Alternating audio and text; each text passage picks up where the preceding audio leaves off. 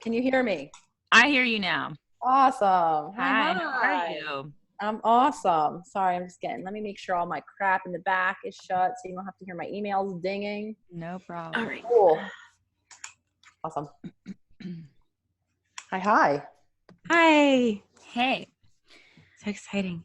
thanks for being with us here today. Of course. I appreciate you guys being so flexible with scheduling. I know we went back and forth a bit, so I'm happy. No, thank you. I felt like I was sent you so many different options and I was sounding messy on my end, but thank you for. We're here now. That's all that matters. Okay. So Mercedes, you want to hit record on that? Good. Yeah, I did. You're good. Okay.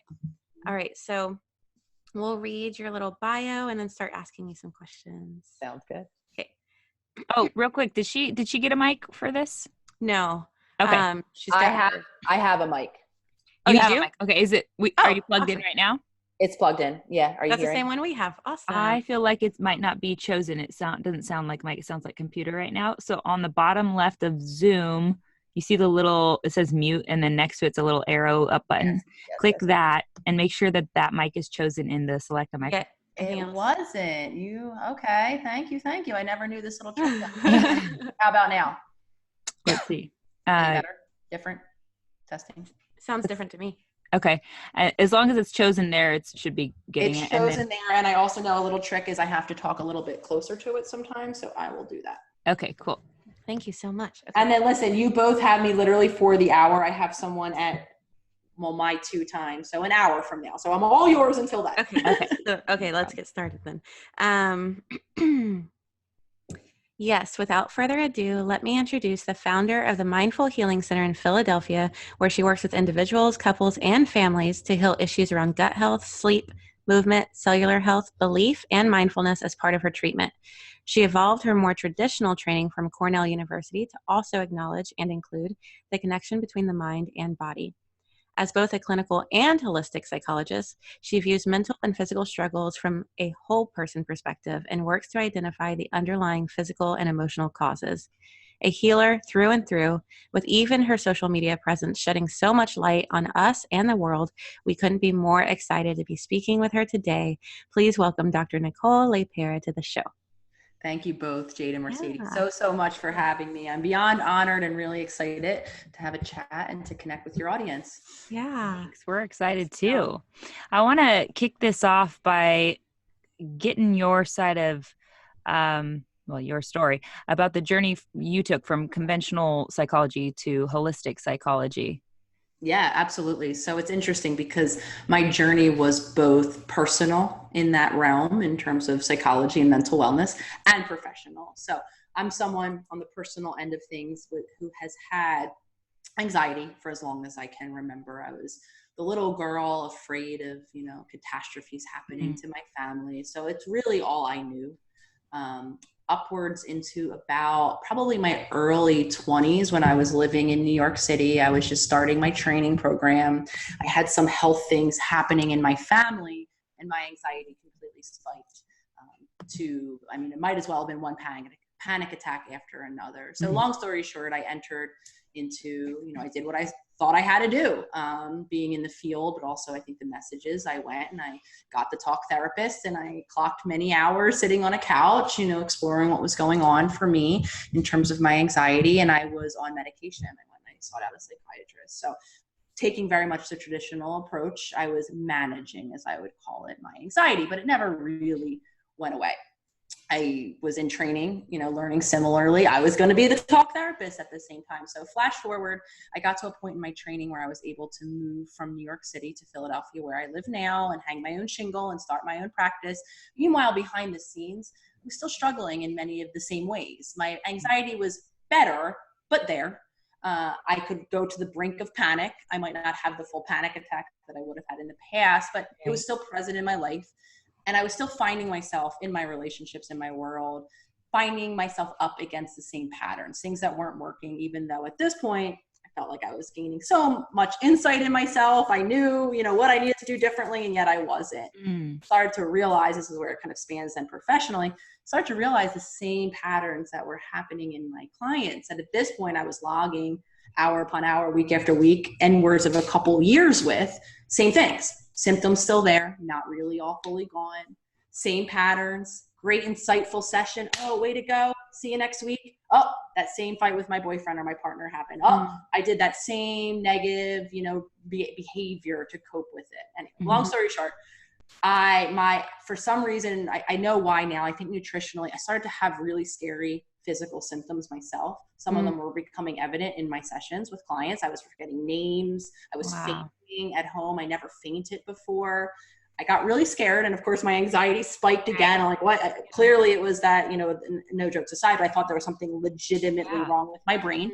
And my fear propelled me into my own personal research. At this point, I'm so grateful for the world of online, because I was introduced to a whole new world of information about gut health and epigenetics. Our genes aren't our destiny, about the subconscious, the reason why I was finding myself repeating those patterns, despite the incredible amount of insight that I had come to have on myself, et cetera, et cetera. So I started to change things in my life on a personal level. I changed my nutrition. I changed my lifestyle. I changed how I slept. I changed how I dealt with stress. I started to explore this subconscious world of mine, and I started to get better in such a way that I had not been seeing or I had not experienced personally and in my practice, which brought me online. I was like, okay, where am I going to go with these tools now? I knew that they were working for me. I knew that they were working with my partner. She too is someone who has extensive anxiety, but I didn't know if it went beyond that. So intuitively, social media became my outlet. Okay, let me talk about some of these struggles that I was having and the success that I'm having. And a couple months in, I was blown away because I started to get messages from people. I would talk about what I would do to heal, how I changed my nutrition, how I worked on breath work, consciousness, everything I was doing, I was talking about. And I started to get messages trickling in where people are saying, oh, I'm doing this too, and I'm feeling better. So now I started to realize I have to take a look at this holistic way of treating a human. If these people are affecting change in their life without even sitting in front of me, there has to be something here that can be harnessed for the people in front of me. And at that point, I did a really big pivot professionally. So I say that because it really was an intersection of my own personal healing journey that brought it into my clinical work. I decided that I really needed to, and I think all practitioners start looking more holistically, and I started to do just that. Do you notice it's like, do you notice it's like the same with most people, like anxiety is linked to gluten or sugar, or is it different for everybody? There's a lot of similar contributing factors. So when I word it the way I work now holistically, so we take the whole person. So in the body, what I'm concerned around, especially with anxiety, is resolving any underlying physiological imbalances that some food items, glutens, things like that, processed sugar, processed oils, things like that, could be causing some damages that could result in those physiological imbalances in our gut. We now know our gut plays a really pivotal role, especially the anxiety. Depression too is another one that's very strongly linked. We're starting to believe that depression is an inflammation in our brain that slowed cognition. All of the symptoms are actually upstream damage from that originates in the gut. So I look at sleep. I think sleep is underrated and underutilized. You know what I mean? Especially because for a lot of us, depressions and anxieties and the symptoms that we're experiencing are affecting our sleep quality, our sleep amount. So, looking at anything that can balance our body, I do think is a common factor in a lot of the symptoms that people are struggling with. And then there's the subconscious part of our mind that I know is a stuck point for even those of us who don't have the symptoms. If we just find ourselves not having satisfying relationships, or relationships are a playground for our subconscious and all of them aren't helpful anymore. Just finding ourselves up against the same, hurdles time and time again, and using not helpful ways to navigate them is really evidence of that subconscious. So I think those core tenets do apply pretty universally. Some people I'll work with have more of the need to balance their body.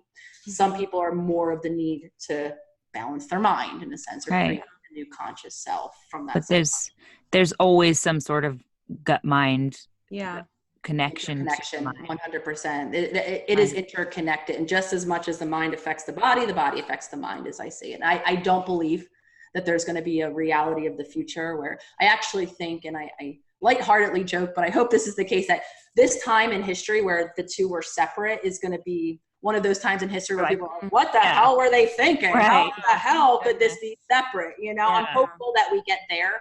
I think that honestly, the success, I had no expectation when I went online. I had no idea what that was going to be. I just wanted as an outlet, you know, the knowledge that I know is not out there for most of us as practitioners, let alone as humans.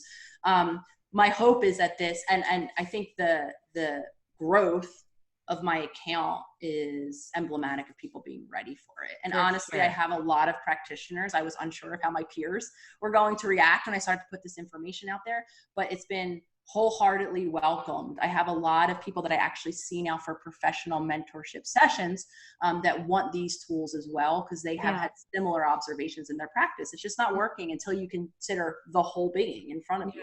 I think people too are getting tired of being dismissed by their Western medicine practitioners, you know, immediately like, oh, you don't fit into these boxes, then you're fine. Nothing's wrong with you. And it's like, dude, something's wrong.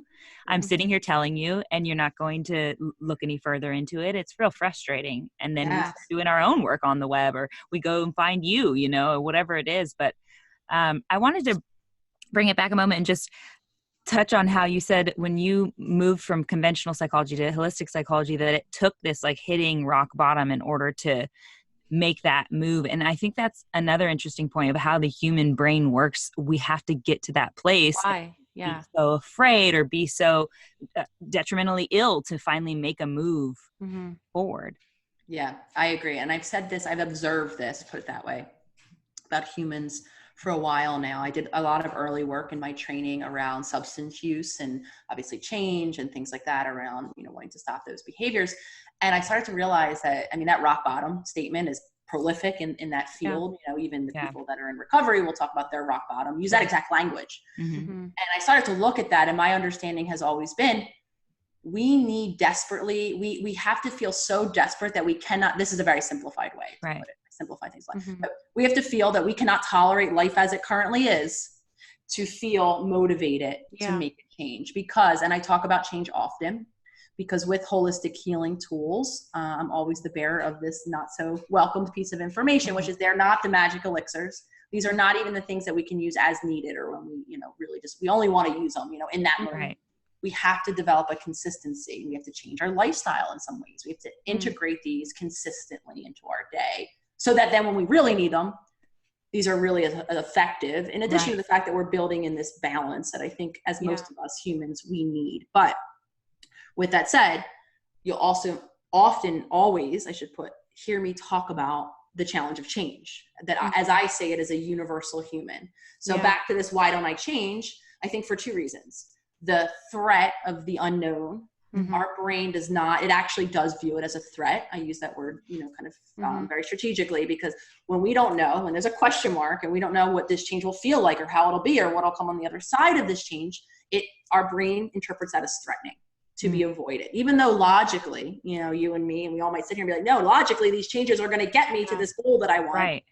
For our subconscious, it's threatening, it's unknown, and it would prefer the familiar that it already understands. Just so, like anything foreign, we're afraid of it. Everything, that's the thing. And we throw it, and then some of us actually get a threat-based, and those of us who for sure have experienced any version of trauma, not only even big T trauma, I expand my definition of trauma, that trauma can be a consistently unmet need, not being seen or heard.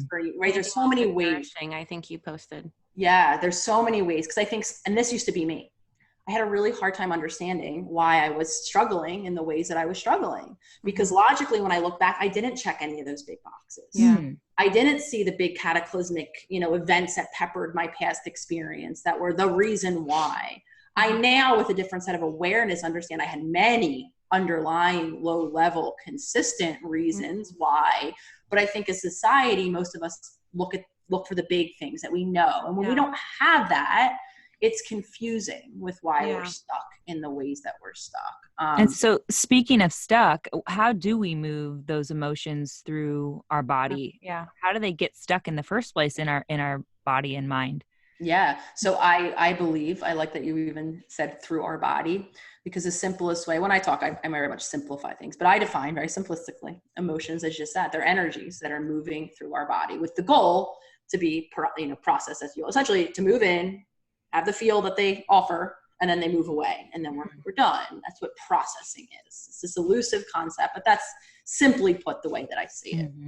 So there's a lot of ways that they become stuck. So when we are children, and we get to, you'll all often hear me describe us little beings. I don't know how you believe we get to this planet, however it is we get there.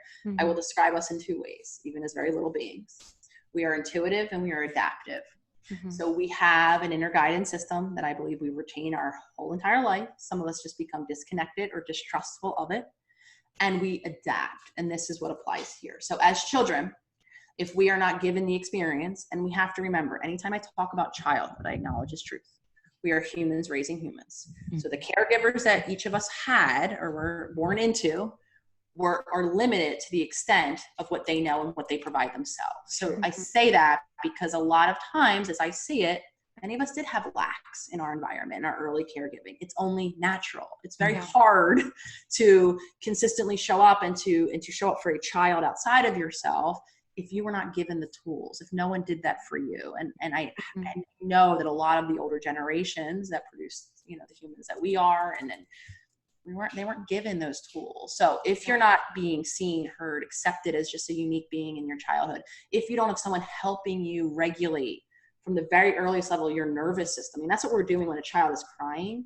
We're co-regulating. So an adult nervous system is teaching the child's nervous system to come back down to calm.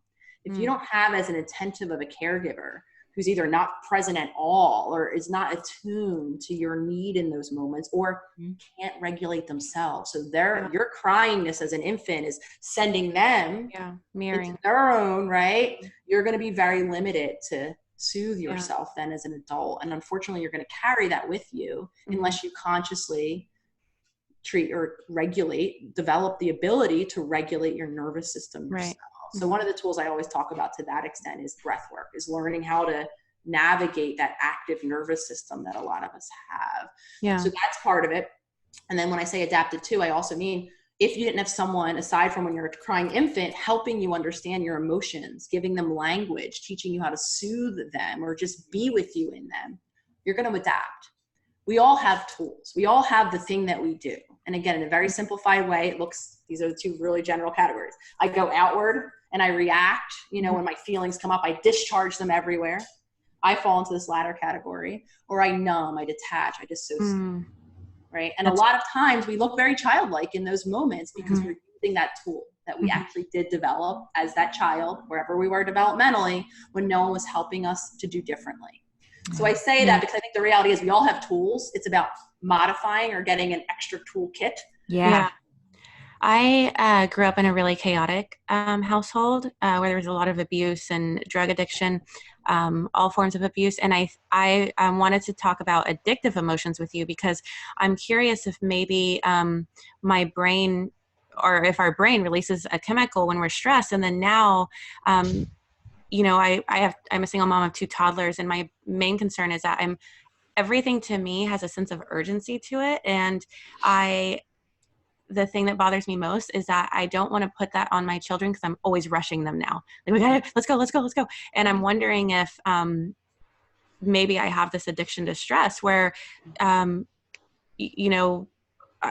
don't know if it could be a tool, like you said, maybe I need to be better at time management, but for me, I'm wondering if it's a chemical thing.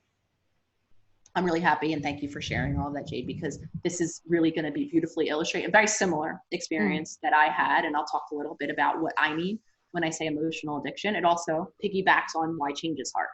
So just stepping back into the subconscious for a second, because this is going to lead into exactly what you're describing here. And I think a lot of us have this experience. So our subconscious, as crazy as it sounds, it literally blows my mind every time I speak it, has logged everything that's happened to us thus far in life. And we'll continue to do that until we're no longer on this planet, which is a whole hell of a lot of stuff, right? So it's categorized it. And the reality of it is us as humans are very habitual creatures, from our just daily habits that we tend to repeat more consistently than not, to the thoughts that we think, to the feelings that those thoughts then induce in our body. So I describe it, I said, our subconscious, each of us has a little avatar, memorized us in there. So when I say change is hard, and it's going to lead into this kind of drive, this emotional addiction component. what happens when we go to do something new, even though we all agreed logically, all of these great new, whether it's a habit or this affirmation or this new way I want to feel in the world, is all going to get me this goal that I want in life. The second we go to implement and take the step to initiate that new routine or maintain it, or to affirm a new thought, think a new thought, or to have a new emotion. So for you, peace, slowing down. The second we try to do that, our subconscious is very black and white. It registers things in a very dichotomous way. With, again, back to this idea of threat. The one end of the spectrum is familiar, safe, good, very simplified. The other end is unfamiliar, possibly threatening, bad, to be avoided at all costs. And then one of two things happen. It either produces mental chatter, which is simply an endless litany of reasons why not to ever do this thing again and to abandon, jump ship right now, if not sooner. Or some of us get this other piece of it. Some of us start to feel physiologically or agitated in our bodies. I've heard it described as, I get a little bit of this. I get an energy that I can't describe. Some of us will say I'm crawling out of my skin. Some of us will just feel weird. Oh, we don't feel like ourselves. Another perfectly great reason that our subconscious is offering us to go right back into that memorized comfort zone. So for you, Jade, and this has happened for me, logically, and here you are logically saying, I don't want to pass this on to my children. I know chaos. So thinking about what your subconscious knows, a chaotic experience, complete with the hormones, the stress hormones that are released when we're in an overactivated nervous system. There's stress hormones, there's cortisol, there's adrenaline. Your body's actually changed now physiologically. So similar with me, I had a very chaotic upbringing, small things where my partner actually had to break it to me a couple years into our relationship when she told me, nothing ever happens in your family. And I'm like, my mouth dropped open, my brain, I was like, what do you mean? Because all it ever felt like my whole life is a catastrophe. And I'm like, because the way it was reacted to. So similar to you, a lot of chaos, different reason, different cause, but a lot of chaos. A lot of it was health related. I have a chronically ill mother and older sister. So there was a lot of points in time to feel chaotic and to feel stressed, right? So logically, if you would ask me, just like you're saying to me, I want to do this for my children. I don't want them to feel this way. Me, all I would say is I want peace. I want calm. That's all you would hear me say desperately. I want this thing. Yeah. Flash forward to a moment of peace and calm when I was not, I'm living separately from my family. I'm in a Zen-like experience. I would notice that would happen internally. I would start to find the thing to worry about because that's what I was used to feeling. And I add the physiological piece because what I would start to feel is that agitation. Either I feel like I had to do something to get it out, or I would agitate my partners and whoever I was with at the time. And then I'd be fighting and then I'd have something. So when I say addiction, that's what I mean. It's just familiar. So some of us are similar to, I think you and I, and maybe those listening, have an addiction, really just a pull toward a familiar feeling, likely one that you've experienced predominantly in your older relationships, maybe your caregiving childhood environments, that make even change toward a logical other end of the spectrum that we desire and want uncomfortable on some level. Does that make sense? Yeah. I think it plays out in my life too. Noticing that whenever I'm stressed, I want the other people around me on board with that stress in essence, and not just like, I'm not necessarily blatantly starting a fight, but my stress energy and being like, this needs to be done and this needs to be done and all these things need to happen. And that starts stressing everyone else around me. And I guess it's because I want to live in that chaotic space. Is the solution to be just to start being conscious of it then?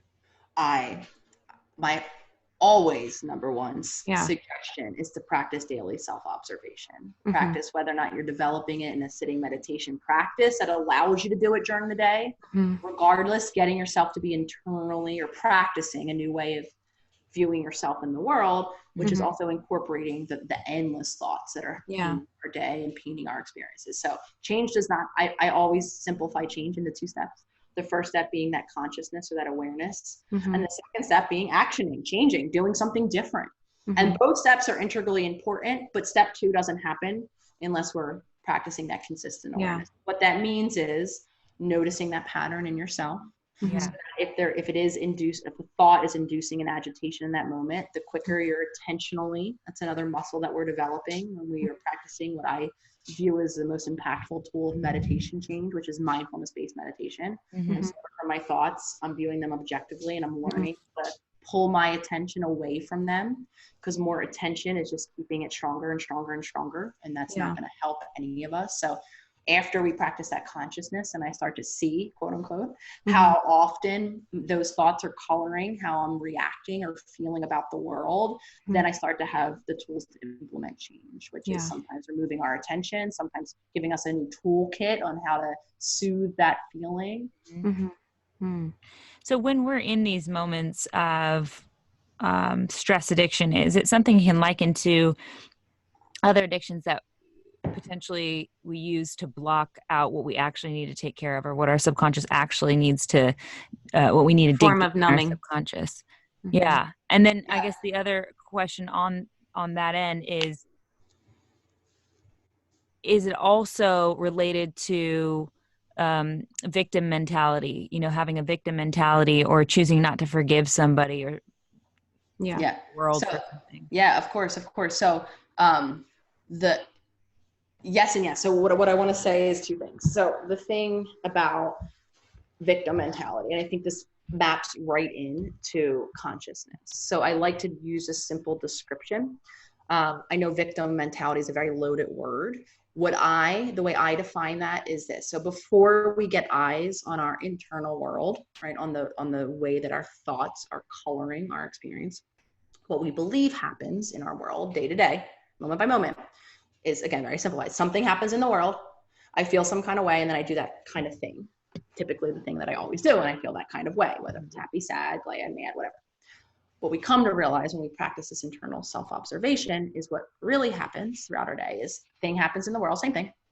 I've ran it through a filter. I've interpreted it to mean something. I've applied a meaning to it. Typically, this is based in an accumulation of my past experiences. Not always are there helpful models and beliefs, and there's pain in there. For sure. That's what's contributing or resulting in that emotional reaction, and then that reaction that then follows, right? So while I think, version A, we are understandably feeling, the way I call it, is reactive to our environment, because we are. When the world is showing up with roses, we're okay. And when it's not, we're not okay. And we're riding a roller coaster of the world then. That's not an empowered place to be, but it's natural. We have no other way to feel about it because we are reacting to the world, because we don't see, we don't feel we're part of the equation. We think that our partner is causing us to feel this, or our family is causing, or the promotion that I didn't get is causing me to feel this way. But what's really causing us when we become self-aware is the meaning I assign to what happened or didn't happen in my life. So while that's uncomfortable, it switches us from reacting to the world or a victim mindset of the world to a person, a being that has a say now.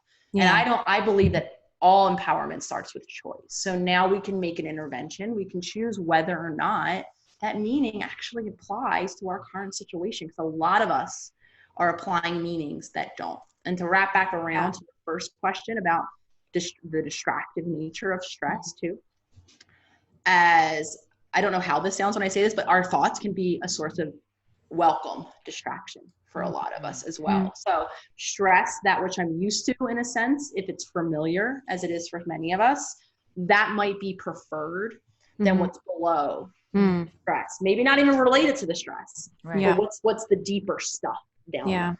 So to wrap back around, the question is, are we distracting ourselves away? Sometimes I also see this come out a lot in productivity, in endless to-do list. Because on the one hand, we're very much validated. I know I was this, I am very validated in the world, when I check my boxes. I mean, I went to school longer than most humans, or, the school and the PhD and all this, and I got all of this great checklists are done. Talk about endless checklists, you know what I mean? So a lot of us, and there's a balance. Obviously, I believe that us humans are capable of pretty much anything creatively. We can create any life that we want. However, I do know that a lot of us use productivity, whether or not it's on the deepest level to feed a sense of self-worth or to distract it. I know for many years, when I look back at the timeline of my dips, if you will, before I got to my really low point, it was probably mapped on to when I didn't have that focal point for my attention. Summers, things like that, years off between school, when I didn't have the things to be worried about, up came all the other crap. I didn't like it, so I activated myself right out of that feeling.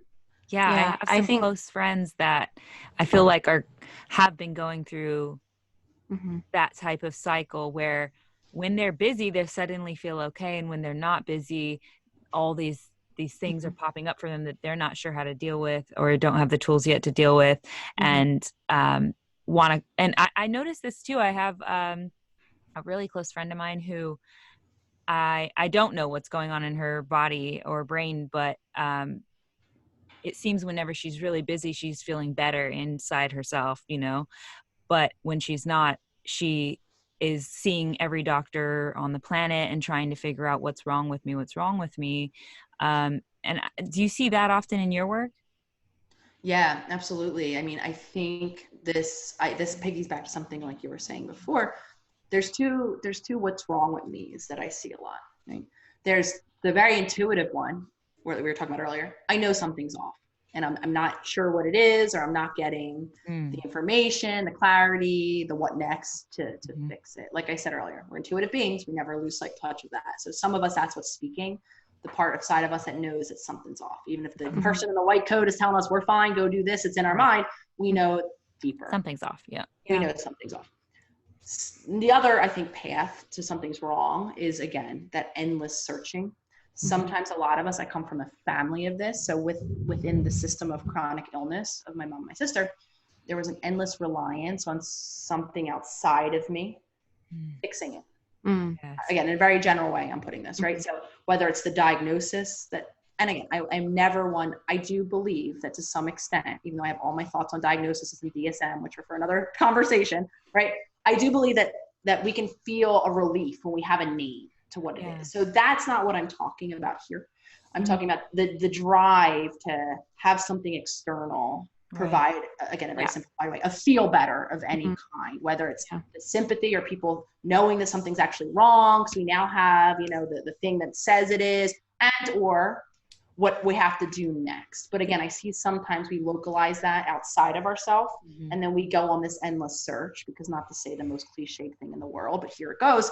The answers all are in here. We're not, even if there's something actually wrong that can maybe be verified with a Right. test, ultimately, I believe that it's up to us to navigate how we're going to navigate life with that being the case, and not being fully reliant. Although I understand some things do need medications and this and that. I'm never going to say F it all, don't, we have to navigate our illness or our struggle or whatever it is our own way. But I think we're most empowered when it starts from within first.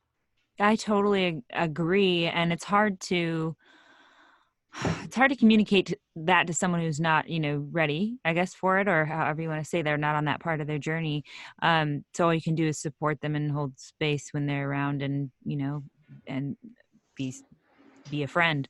Um, but yeah, I mean, bringing it to that idea of dis-ease in the body, it being somewhere where we're uneasy, in our own minds, especially, or something that's rooted in our childhood trauma, and that creating the actual disease, like we would call it in Western medicine, um, that can only maybe be fixed to a small degree with something external. The rest has to be done completely Mm-hmm. internally. So that's something really close to home for me. So thank you for exploring Mm-hmm. that with us. I want to ask you about the different aspects of ourselves and our ego. Maybe you could just highlight that for us, Yeah, because I've heard you absolutely. talk about it before. Yeah, absolutely. So again, I think this ego word is one of them that has taken on a kind of societal based meaning. And typically, I think what comes to mind when most of us think ego is a negative connotation, right? It's this pompous, self-assured, holier than thou, way of being. I think that's pretty generally what most of us call to mind when we think of that concept. So with that said, I think what follows is a lot of us think we're striving to get rid of it entirely and to not show up in that way in the world. But my view of what ego is a bit different. I view ego as something that universally we all experience and likely will continue to experience. So it's not about eradicating our life of ego, because I actually see it as having fulfilled at a very early time of our life, and what it believes continuing to fulfill, a protective function. right? So to put it really simply, we come here as children and we are given, some of us very direct and some of us indirect, messaging on, again, very simplified language, what's appropriate or okay in the world and what's not okay in the world in terms of attributes, ways of being, things that we do or don't do. We're told, we're guided. And if we're not guided as directly in our family, before we know it, we're finding ourselves in a school system where we're definitely, so things are positive, positively rewarded or reinforced, and then other things are disowned or told or shamed. I mean, we're even shamed, some of us, based on certain aspects or responses that we're giving to the environment. So that's what ego is. It's a separateness that has learned through the adaptive quality that we all are as children, how to present ourselves in the world in the most socially acceptable way. They're aimed at gaining recognition or validation. Some of it aimed at inclusion and connectivity and love and these deeper emotions that I think as humans we all desperately want. And to some extent, we are social creatures.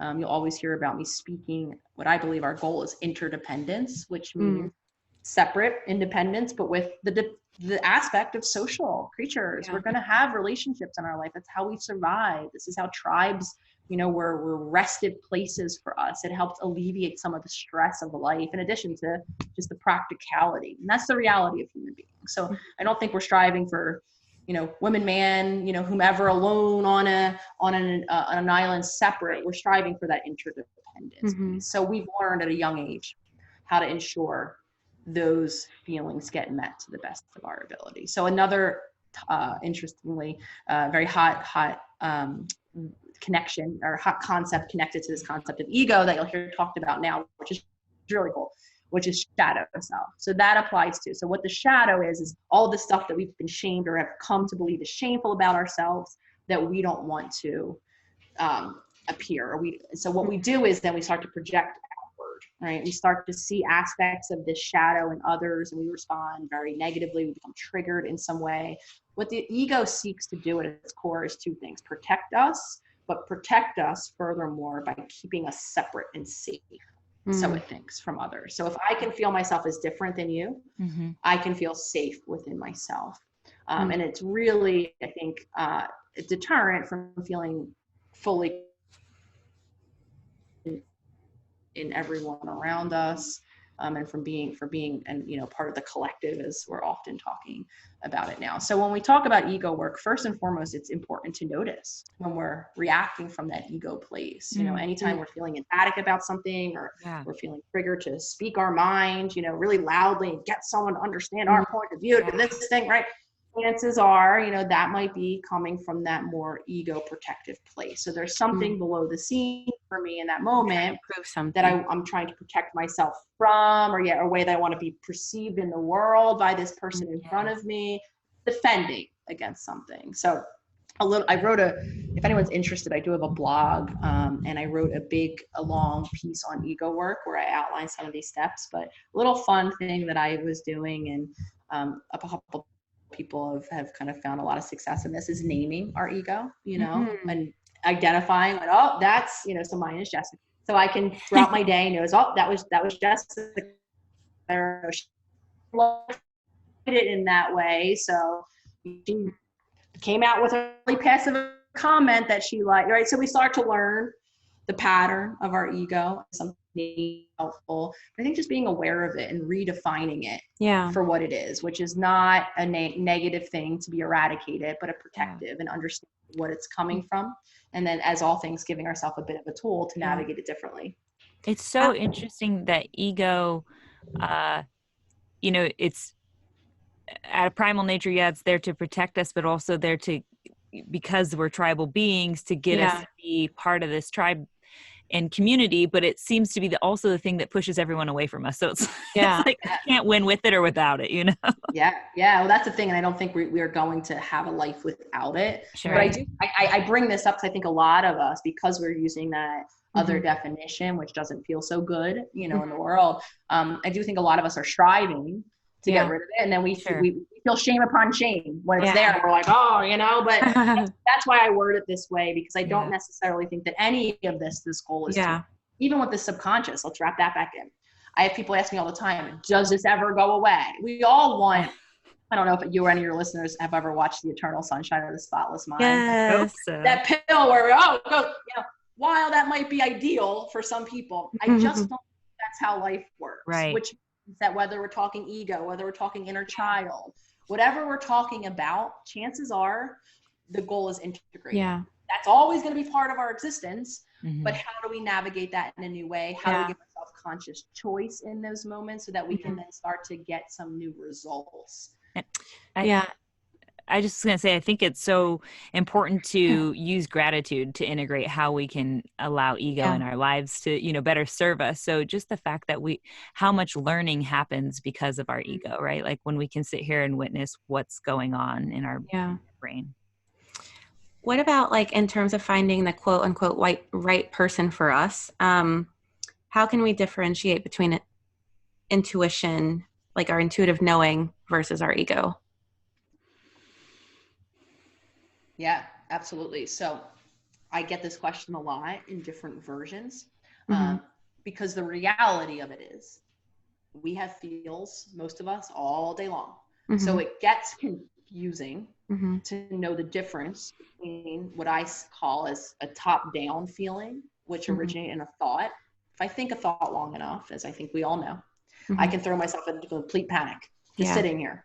Meanwhile, nothing's changed, but I focused on the thought, and now I'm having a whole visceral reaction in my body, which feels like a feeling to me, feeling nervous as hell, scared as hell, angry as hell, whatever it is, I'm feeling it, real. I think we become complicated because when we talk about consciousness and why I'm such a proponent of it, I think very globally, all of us humans spend way too much time in our thinking mind and allowing our thinking mind to color our daily experiences, which leads us to a whole muddled ball of feelings that we can't differentiate, whether it's ego-based feeling or thought-based feeling or old narrative-based feeling or old trauma-induced feeling or intuition. So it's very complicated, and I do get this question a lot, which is the tool or what we need to develop is I call it shaving away. We essentially need to shave away all of those top-down feelings. Each and every time we're coloring what's happening in our current environment with those past narratives, those past stories, right? Anytime we're bringing that in, anytime we're having that overactivation of our nervous system because we're just overprimed in that fight or flight response, possibly for some of us based on trauma. This is why, again, back to this holistic approach, without doing that nervous system work to regulate our nervous system, we're always going to be hyperactive. Yeah. It's not going to relate for us. So we're coloring and we're having a lot of feel. So our goal is to get as grounded and as balanced in our body and to spend more and more time in that balanced, grounded place more often than not. That then we can, if we're so disconnected from our intuition, which some of us are because we live in our minds, literally, that makes all of our decisions for us. So some of us have to rebuild the connection and or some of us have to just learn to trust that connection. So as we get more and more connected to the intuition and we can differentiate, I'm stressed out now because I'm doing that old worst case scenario thinking I do. This is not a real stress, right? That's different from, this person I'm around is giving me a vibe that doesn't sit comfortably with me. Maybe I should exit this exchange. That's more intuitive. I assure you, like I said, we came here with that. We're not leaving. And I say this as well, because a concern that I hear often, well, if I just view life as it is and everyone is just okay and I accept everything, this is understandable. Am I going to be open for abuse or violation? Or am I going to lose my senses and walk into something that is actually threatening if I'm just throwing up peace signs? And my answer is always the same. No, absolutely not. Your intuition is still going to scream and yell in those moments. And you're just going to be a bit clearer now to answer your question, differentiate and say, oh no, this is actually that deeper intuitive system putting on my brakes. Maybe I should listen to it. You articulated that wonderfully. Thank you.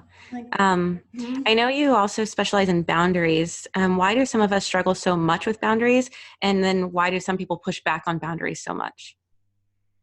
Yeah, absolutely. So the reason I talk so often about boundaries, before I say to you that I think they're an incredibly important step of healing, is because I believe this is another universal. A lot of us weren't modeled boundaries at all, if not healthy ones.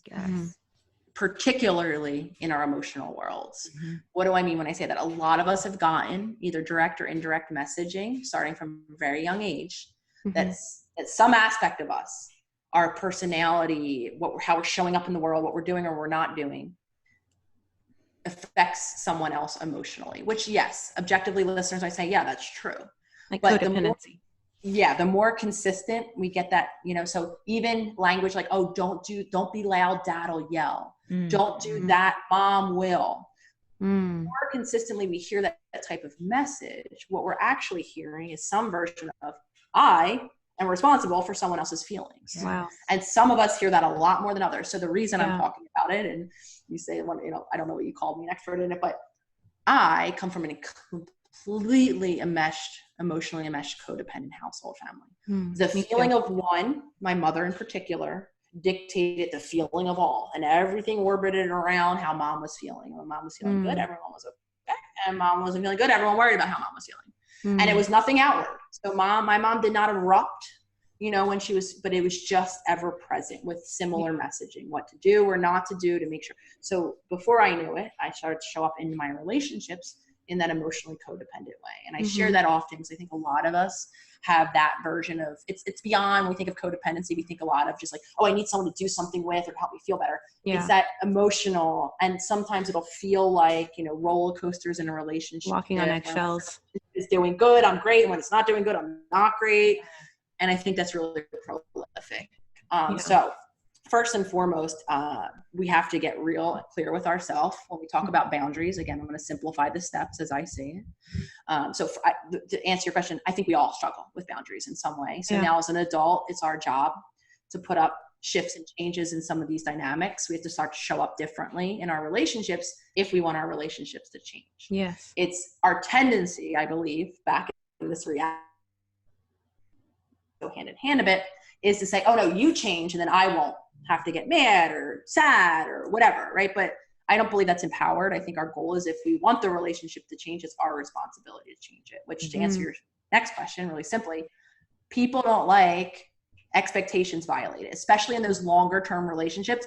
We come to know, and we have a role now that we play, and typically it's probably pretty consistent across all relationships with how we show up. So when we decide to not show up in that way anymore, or to not show up at all, whatever our boundary is, or not to talk about that topic, I mean, boundaries look different for each of us depending on the relationship, that person is likely going to react in some way. At minimum, they're just going to be surprised to hear, right? And it's going to take a little bit of re-navigating a new dynamic. And at the more difficult extreme, it's not going to go over well. We're going to get some version of reactivity, emotional reactivity. So the 3 steps, going back to that, very simplified. The first step is to get clear within ourselves. If we are someone who struggles with boundaries, obviously identify that we do struggle and we need to change the way we're showing up, and to get clear on what changes that might need to be. And that's a process, because we don't know. A lot of us weren't modeled these type of boundaries, if any, in relationships. So we might not be sure. Suggestions I give, I actually did a whole podcast with Melissa Hartwig of the Whole 30 on boundaries. So exploring, for a bit more information, if you guys are interested, get pop over there. But for exploring, what feels good, what feels bad, find the relationship where you feel kind of okay, what looks different there. That can help you define boundaries. Second step, enact them, communicate. This objective language is always going to be a great way to communicate, not throwing out, you did and you're crazy, and that's not going to help. Communicating at a time where you're not emotionally reactive. So not going to throw out the new boundary in the middle of an argument, but that doesn't prevent the third step then, which is maintaining the boundary despite whatever version of pushback it is. It's not going to prevent the pushback. You can wait for the calmest day ever and word it in the most palpable way, or so you think ever. And depending on the type of relationship or the person on the other side, you still might get a reaction. And that's why I say maintenance. I actually put that as a step, because it's hard. And I know for me, what would then happen is the feel bad. I feel so guilty. I feel terrible. Sometimes the person on the other side is telling me they're telling me all the reasons why I should feel that way. They're strengthening my reason. I'm selfish. I'm not right. So maintaining it is just as hard, and if not harder, and is, again, the way I view it, our responsibility. Yeah. We have a magic, respecting your boundary, because we know we only have 10 more minutes with you. we have a magic mom question. Patricia asks, I would love to start her free program she calls Future Self Journaling. Can you have her discuss the benefits of it? Absolutely. So, Future Self Journaling, for everyone out there, how to get it, it is actually comes free when you join my mailing list. And I believe on my link tree. So a nice and easy way to get it. So what Future Self Journaling is, it's something I developed. So I am not a person who's ever journaled in my life. So a bit of background.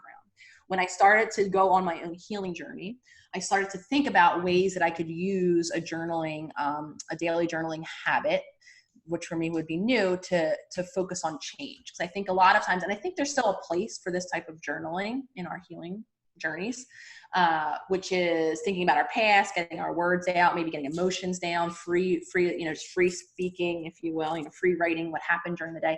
There's a place for that. But I was really interested in, similar to the shift I was having in my therapy practice, if I just keep talking about how things were or are, I'm not really giving myself much space to think about how things could be. And I found that a limit. So I made a prompt that I now released called Future Self Journaling Prompts, as a way to use a daily journaling habit. So this is how it's helpful to just consistently remind myself that I'm working toward change. So remember those two steps I said first, consciousness and then change. So without being daily conscious to the fact that, oh, right, I'm working on this new habit I want to break, or I want to do this new thing, or I want to think this new way, over time, if we're not reminding ourselves daily, to put it really simply, we're going to go right back into that old pattern, and we're not going to remember to make the changes. So the habit of writing new future thoughts, our mind, this is what's beautiful about our mind, it does not know the difference between if it's real or if it's imagined. So while you're sitting there and writing this new way of being, and maybe you have new affirmations, where you're someone who thinks, a lot of us think this, I'm not enough, and you're writing you are enough, you're actually firing up some new pathways. And with more consistent, there's that word again, repetition, we actually can retrain, we can lay down a new program, using the computer analogy, in our subconscious, but not without that consistent repetition. So while you're journaling, you're firing up, you're laying down some neural pathways, which then, like I said, equips you for later on in the day, beginning to practice. And so I've now released this, to anyone and everyone who's interested in journaling in this way. And the most impactful piece of it that I'm seeing people respond to is that daily consciousness. The fact that each day they're working toward a change equips them to see then more changes throughout their day, which is really cool. So anyone listening, it's free. It comes right to your inbox if you sign up for that email list. And like I said, I think there's a link on my link tree, but it's a tool. So like I call all things, this is not magic. This is not a magic journal. You don't get it, poof, right in it, and bang, you're that person, right? It just equips you to begin to make daily changes, which will get you to be that new person. You still got to do the work. Yeah. All right. There's a few short questions we like to ask everyone who comes on the show. So first off, if you could hug your younger self right now, what would you say? I would probably say that she's safe. Because I think for me, there was a lot of aspects of feeling really big feelings with not many people around. And one of my, like I shared earlier, one of my major anxieties as a child was bad things happening. And I actually know, I'm going to amend that. Not that I don't think, I know that my caregivers around me had little idea that all of that was even happening or a concern in my life. So I was very alone in that. So if I could have had someone, even adult me now, hugging me and just reminding me that I'm safe, I think that would have gone a really long way for me. How old were you in that? As long as I can. As long as I can remember. So I have very few memories, actual kind of picture-based memories of my childhood, because I believe I spent so much time not feeling safe enough, dissociated from two big feelings. That's how I coped with them. But from what I put together timeline-wise, actually my sister, who's chronically ill, she's 15 years older than me. She had a pretty major surgery, though I don't remember this at all, right where I was around 3. And I know I was there because I went with my parents. We had to travel out of state. It was a very long, intensive surgery. So I think I was there for a long time. I don't have much detailed memory, but I'm sure that was probably a first really traumatic experience for me in not feeling safe and probably not having my parents as resources because they were caring for my sister Yeah. at the time. So it might have even surpassed that. I mean, if we really want to go into it, my mom was very nervous with her pregnancy with me. She was 42 when she had me. And this was back when we were expecting me to have a diagnosis of Down syndrome or something, or, you know, so if we really want to go into it, if you're a believer in things being transmitted, you know, in utero, I actually would say before I was even a person on the planet that I did not feel safe because my mom was probably a Washington, not worried about me in particular and my sister who's chronically ill in the background. I mean, so if we really want to answer that question, honestly, I think when I was a little nugget of cells, you know, like shit, man. If you could have the whole world read one book, which would it be? Oh, whole world read one book. So the book that always just comes to mind, just because I think it's so amazing and beautiful, and it's very much in alignment with the way I think about energy, is The Untethered Soul by Michael Singer. So good. Such a good one. Yeah. It's a good one. If you could whisper one phrase to everyone on the planet, what would it be? You are enough. Because when I referenced that earlier, it comes to mind so frequently because we all have some version of that. And it doesn't mean that we didn't get accolades for some aspects of ourselves. Right. I do, like I said earlier, I do not believe a lot of us were seen and heard just for being the authentic being that we are. That is enough, period, at the end. And I think we all are desperately desiring. We all need to hear it. That. We need to put it on our mirrors, everybody. You know what I mean? And then believe it in time. That's the next step of hearing it and then coming to actually believe that. Yeah. I also feel like a lot of us are born into circumstance that our parents were trying to heal something in their own relationship and we were supposed to be the mending thing. And so now, and we're not going to be able to do that for them. And so that starts us already off in this place of we're not enough, you know? Yeah.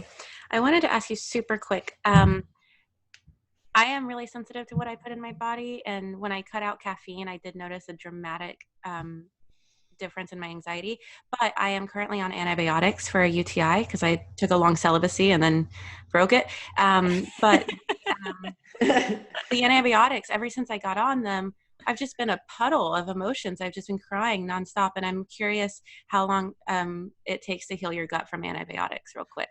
Yeah, absolutely. So the issue with antibiotics in particular is it's killed all of your bacteria, good and bad. And we now know because the gut, we used to think the brain was the source of our neurotransmitters, you know, the ones that are the chemicals associated with emotion. We now know it's our gut.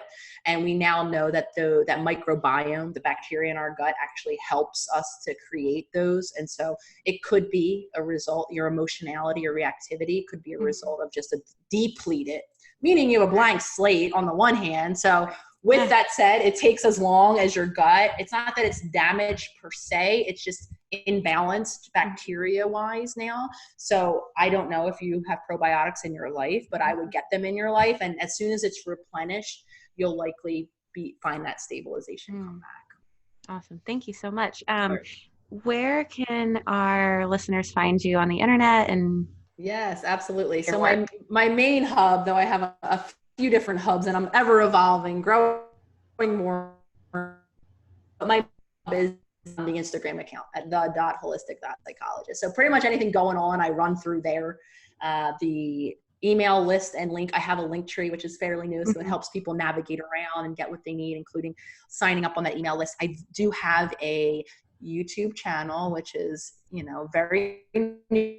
Still actually just put a video out yesterday and the volume wasn't the best, but it's a work in progress. It's there. A video goes up every Sunday. It's a holistic psychologist, but video won't go up on there unless I've told you a video is going up on there through my Instagram as well. So I always direct people to Instagram. I have a website, yourholisticpsychologist.com, but all of it gets navigated quite easily as I think it through the Instagram account. Yeah, we're huge fans of your Instagram already. Your Instagram has been really, really healing for me. Definitely instrumental. I really appreciate you both saying that, Mercedes and Jade. Thank you. Yeah. Thank you so much for being on with us. You're incredible. And I hope we get you on again sometime because we got many more questions. Yeah. It's like a table of contents.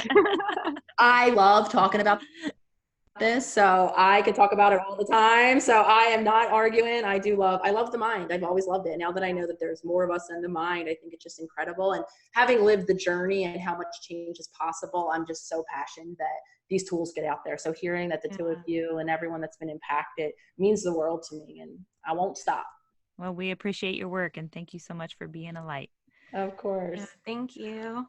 All right, cool. So we look at that, 1 minute to spare. Oh, good. Oh, all right. So We'll email you some videos when we get this up and going. And Awesome. thank you so much. Love it. Of course. Thank you both. Have a good day. Bye. incredible. Bye.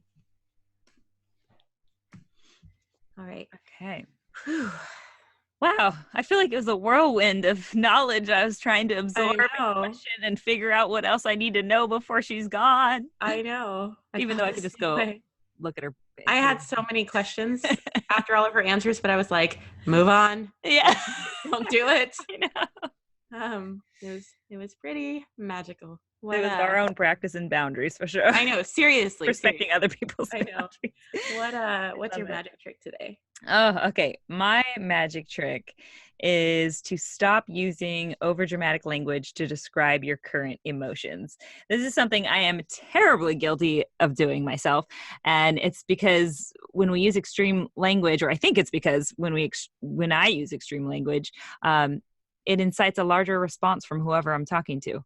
So I feel like with the rise of social media and texting, all those things, came the rise of inauthentic emotional language, because we aren't getting deep connection through a text or a comment. We're just seeing the words on a screen with no micro expressions or energy to go along with it. And so the reason I think using overly dramatic language isn't the healthiest option is because it may lead to a difficulty expressing or communicating when something is actually dire and where dramatic language might actually be necessary.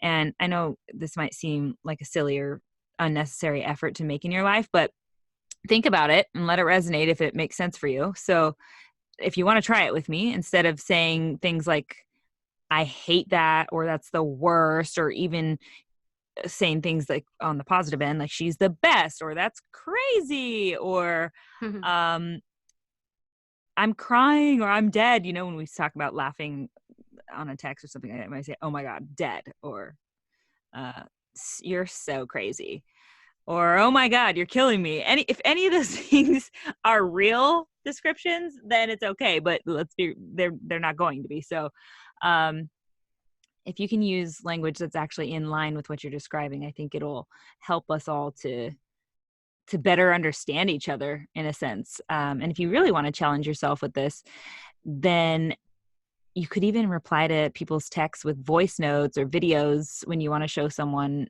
that you actually are having emotion in your response, whether it's positive or negative.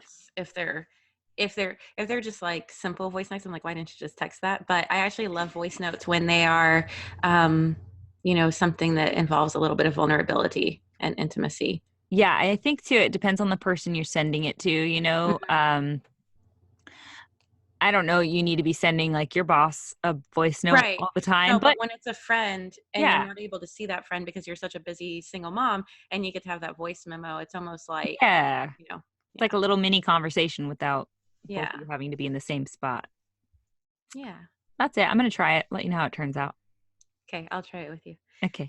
So mine is just a little simple, but something a lot of us probably don't think about is just like adult coloring mandalas, to be more specific. So mandalas as a form of meditation are actually entering medicine as a healing tool. There's an increasing body of clinical trials that suggest that it reduces stress, that it combats depression, that it reduces pain, it lowers blood pressure. I mean, the list goes on. And they even say that it boosts the immune system and stimulates the release of melatonin, which helps us, slows cell aging and promotes sleep. So, they also say that it can help children deal with emotions and cope with illness. So in my mind, I think of my inner child, that it can be soothing for my inner child. There are a couple of cancer centers that even offer mandala workshops because of its healing benefits. And there was also, I was reading about how, people who try to quit smoking, they take up knitting because they're trying to keep their hands busy and like their minds occupied, and it helps relieve stress. Well, this is even more powerful coloring mandalas because of all the other things that go into it. But I know for me, it helps me clear my mind because you're not thinking. You're, Yeah. focused on the page. It helps you to focus on the present and just achieve more mindfulness. And you are unplugging from technology while you're doing it, so it promotes creation over consumption. Um, and, it also sparks creativity. So those are all the reasons why I would recommend coloring mandalas. I don't know if you remember when we first started this show, I was working on publishing my own adult coloring book where you are coloring basically your moods based off a color grid. And then we started the show, and I did not do that. I got But sidetracked. that is something that I really, really want to do, because even just drawing out the designs for people to color was so meditative for me. Yeah. So try it out. You can print one out offline, or you can buy one on Amazon. If mandalas doesn't really resonate with you, which you can look up all the healing benefits of even mandalas, but if that doesn't resonate with you, there are tons of adult coloring books of like really cool looking animals and stuff like that. So yeah, my mom colors mandalas a lot actually, and she has them hung all over her office. Yeah. And it's even fun. I mean, this might sound like so goofy. I don't know who's listening and going, what the hell are y'all still talking about coloring mandalas? But not just the point of coloring it, but then you get to like have this little piece of art that you kind of, you get to have this little piece of art that you get to put on your wall or whatever. And with my mom, like she has them all over her wall in her office. And so, I'll go in there and I'll see the new ones that she's done, and I'll pick, we'll talk about why this one's our favorite or why we like the colors in this scheme. And, it just adds to, I don't know, it's just something you did too. So somehow all of those things are beneficial. I like that a lot. And speaking of buying a coloring book on Amazon, before we sign off, I wanted to remind our magic mobbers that we're doing a little giveaway. Basically, all you have to do is leave us a rating and review on your podcast app. You can do it right now while you're listening to the show, actually. And once you've written your review, just snapshot it, post it on your Instagram, and tag our Instagram, which is at The Magic Hour, spelled MAJIC, so that we'll see it. And we'll be picking a couple winners each month to get $100 Amazon gift card. Yeah, because we love you. Cha-ching. All right, Magic Muppers, thank you so much for tuning in and taking this journey with us. If this episode held some magic for you, please share it with your friends and family.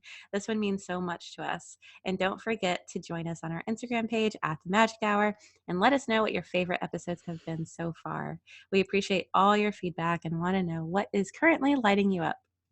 Yes, and by the way, we release a new episode every Monday, so you can catch us again next week or go listen to some of our podcast episodes, our past episodes in our podcast library now.